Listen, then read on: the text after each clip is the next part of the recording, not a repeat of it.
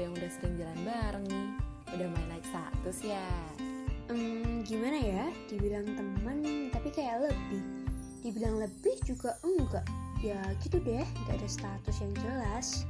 Nah kan, bener kan? Kayaknya lagi ngetren ya yang gak punya teman tapi kok kayak orang pacaran. Zaman sekarang banyak banget gak sih kalian tuh denger dari cerita orang-orang nih yang katanya mereka tuh cuma temenan, tapi kok sering jalan bareng, sering kasih perhatian, sering gombal-gombalan. Pas yang satunya udah demen nih, yang satu lagi tuh ternyata cuma nganggap temen gitu.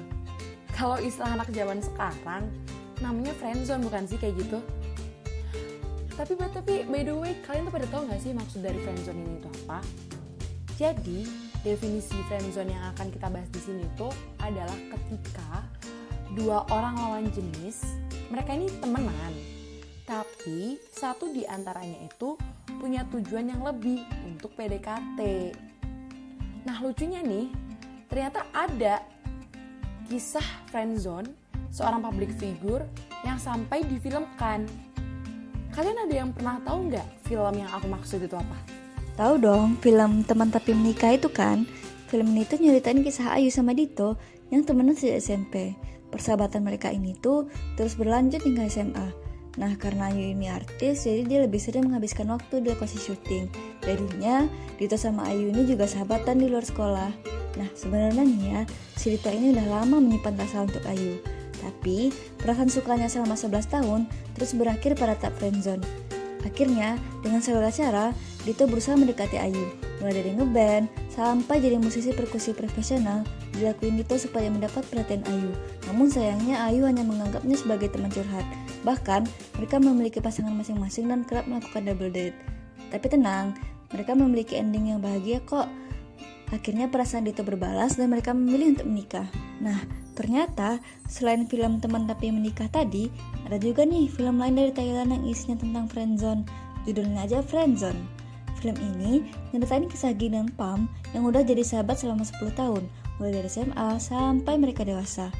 Pam pernah mengungkapkan perasaannya pada Ging, namun Ging menolaknya karena dia lebih nyaman berteman dengan Pam. Pam selalu ada untuk Ging ketika ia sedang bertengkar dengan pacarnya. Bahkan, Pam rela menyusul Ging ke Hong Kong, Malaysia, Singapura, dan ke negara-negara lain saat Ging sedang menyelidiki pacarnya. Walaupun pada akhirnya mereka memutuskan untuk menikah. Oke, film Tapi Menikah dan film Friendzone. Terus kalau misalkan dari dua film itu sama fenomena yang friendzone terjadi di masyarakat nih, kira-kira ada nggak ya teori kepribadian yang membahas masalah friendzone gitu? Ada. Jadi, ada seorang tokoh namanya Rollo May dari psikologi eksistensial yang ngebahas bentuk-bentuk cinta. Jadi, Rollo May itu adalah seorang anak laki-laki yang lahir pada tanggal 21 April tahun 1909 di Ada, Ohio. Nah, sayangnya May ini punya memori buruk dengan masa kecilnya. Dia tidak akrab dengan kedua orang tuanya karena orang tuanya tuh sering bertengkar dan akhirnya bercerai. Selain itu, May menganggap ibunya adalah seorang kucing betina yang berkeliaran, atau dengan kata lain, dia menganggap ibunya bukan sosok ibu yang baik. Terus lagi, May ini punya kakak perempuan yang mengidap gangguan psikotik. Jadi ketika masa anak-anak, May ini sering merasa kesepian dan dia berusaha menghindari pertengkaran di keluarganya dengan main di tepi sungai Clear. Nah, May ini menganggap bahwa sungai itu adalah temannya dan dia belajar lebih banyak dari sungai daripada di sekolah. Dewasa, May menikah sebanyak 3 kali dan dia menganggap bahwa kegagalan pernikahannya itu disebabkan sama tingkah laku ibunya dan penyakit psikotik dari kakak perempuannya. Pernikahan pertama May berlangsung selama 30 tahun dan dikaruniai 3 orang anak. Awalnya May berusaha mempertahankan pernikahan ini demi anak-anaknya. Namun dia menyadari bahwa pernikahan pertamanya itu nggak menjadi lebih baik dan dia bercerai dengan istrinya tahun 1969. Setelah itu dia menikah lagi dengan istri keduanya, namun pernikahannya juga gagal di tengah jalan. Kemudian May menikah yang ketiga kali dengan perempuan bernama George Lee Miller Johnson yang berlangsung pada tahun 1988 sampai mereka berdua meninggal. Ngomongin soal pendidikannya, tahun 1949 May mendapatkan gelar PhD pertama dalam bidang psikologi klinis dari Columbia University dan kemudian dia menjadi lektor psikiatri di William Allen White Institute sampai tahun 1978. Selama perjalanan karirnya, May menulis banyak buku dan yang paling terkenal adalah Lock and Will yang ditulis tahun 1969. Buku ini memenangkan Ralph Waldo Emerson tahun 1970 untuk pengetahuan kemanusiaan. Nah, Rollo May ini juga memperoleh banyak penghargaan. Salah satunya adalah American Psychological Foundation Gold Medal Award for Lifetime Contribution to Professional Psychology pada tahun 1987. Nah, melalui buku-buku dan artikel yang dia tulis, dia adalah wakil dari gerakan eksistensial Amerika yang terkenal dan sering disebut sebagai Bapak Terapi Eksistensial. May meninggal pada tanggal 22 Oktober tahun 1994 di Tiburon, California. Nah, masuk ke teori cintanya nih. Tapi sebelum bicarain teori bentuk cinta, kita akan bahas tentang dinamika kepribadian yang disampaikan sama Rollo May. Jadi, May ini fokus pada konstruk motivasi yang dasarnya adalah daimonik. Daimonik ini diartikan sebagai keseluruhan sistem motivasi yang berbeda untuk tiap individu. Dalam teori ini, May mengidentifikasi 4 macam cinta dalam tradisi barat, yakni seks, eros, philia, dan agape. Oh iya, aku tahu. Bentuk cinta yang ngomongin persahabatan sama romantis itu eros sama philia kan?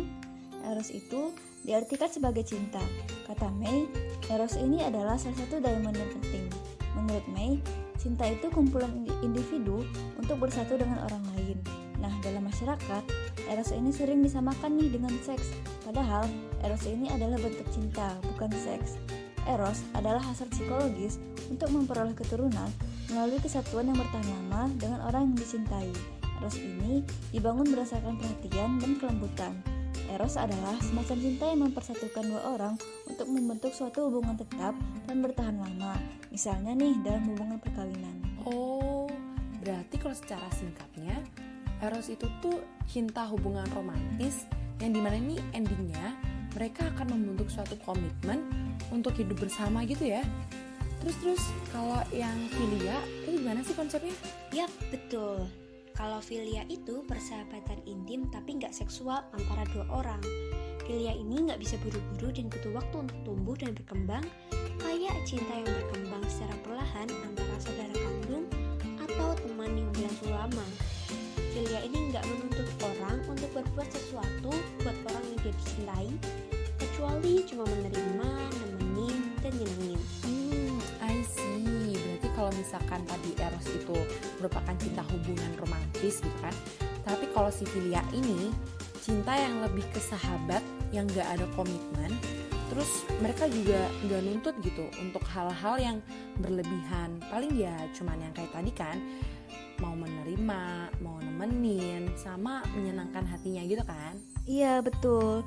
Tapi philia ini bisa berkembang menjadi eros loh. Persahabatan sejati yang berkembang secara berangsur-angsur dan santai merupakan syarat untuk kesatuan dua orang yang berlangsung lama. Makanya, philia ini dianggap sebagai fondasi pembentukan eros.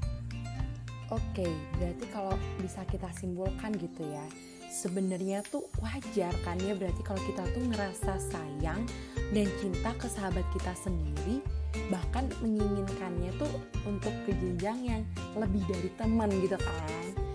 Oke, berarti kayak aku punya nasihat nih ya buat teman-teman semua yang lagi dengerin ini gitu kan.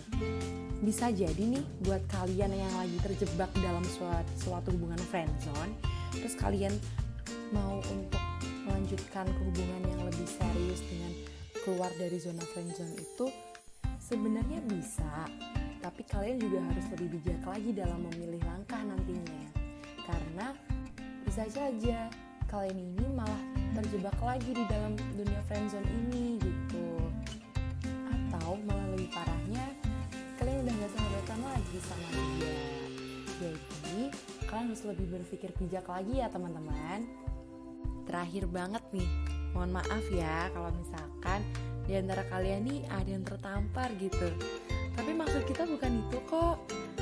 Kita itu berharap semoga apa yang kita share di video ini bisa bermanfaat untuk kalian semua. Oke, kayaknya udah cukup segitu dulu ya. Kita bahas-bahas soal friendzone ini. Aku Widya bersama rekan-rekanku yaitu Esther dan Rifka pamit undur diri dulu. Sampai berjumpa di video pembahasan yang lainnya. Bye-bye.